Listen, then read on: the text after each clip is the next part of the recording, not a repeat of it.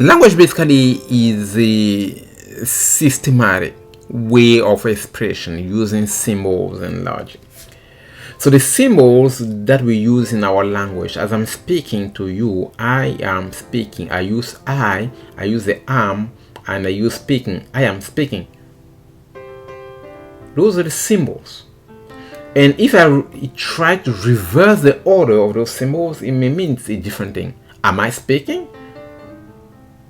It will mean something different. So the symbols, which include the words and the non-verbal symbols and the logic of our languages, those are all introduced to us.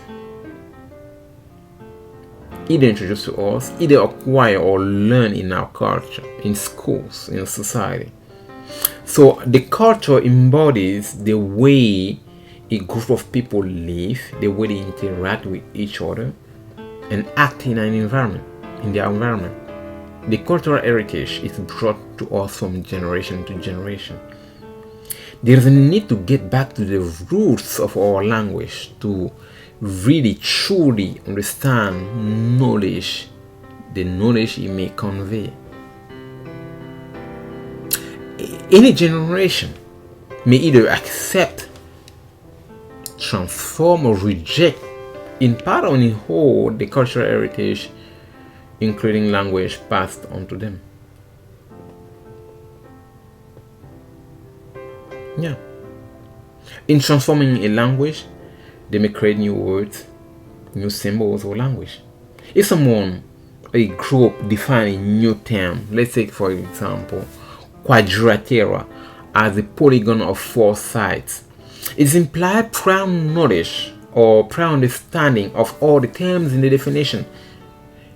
So quadrilateral is any polygon of 4 sides. So you need, before replacing any polygon of 4 sides by quadrilateral, you need to know what is the meaning of any, what is the meaning of polygon, what is the meaning of, what is the meaning of 4, and what is the meaning of sides. If you don't have the understanding of the meaning of those symbols, you will not be able to group and combine them. So if the definition, if not simple and specific, its meaning may be altered or rejected through generations with all sorts of consequences in knowledge.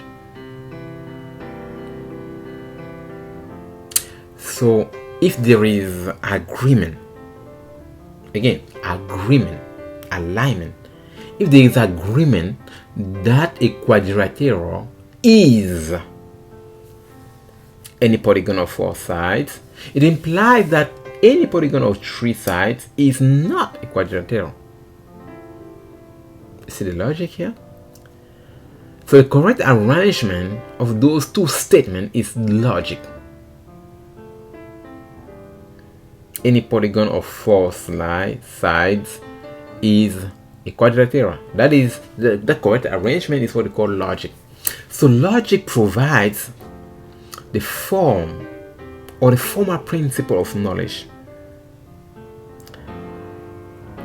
And one of the principles here is that logic is non-contradiction. Logic is coherence.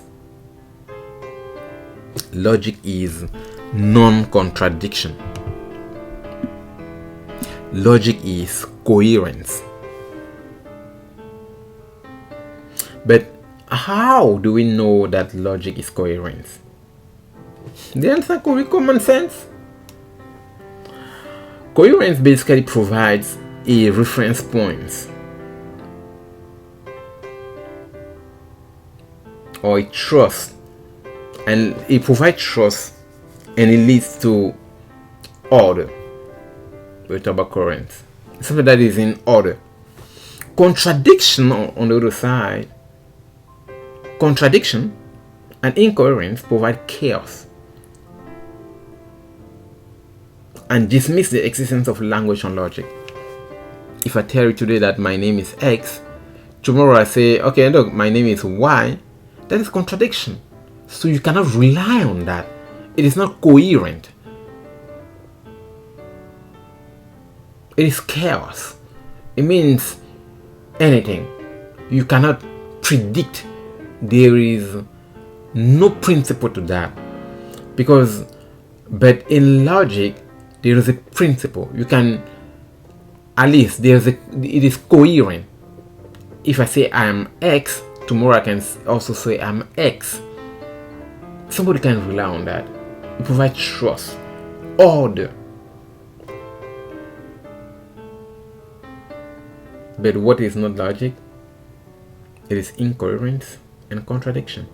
So that's why we say that contradiction and incoherence provide chaos and dismisses language. Because if there is no coherence, how can we speak? How can we speak? We need to have some reference points on which we can speak. If I say I am John, it's because I expect you to understand the meaning of I am John. Because if I say I am John, meaning you are hungry, that will be incoherent. You may not be able to understand what I mean. There will not be agreement.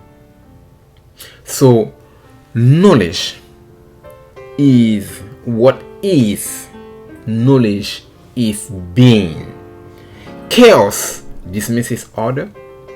Chaos dismisses coherence. And chaos dismisses logic. Chaos is the enemy of order.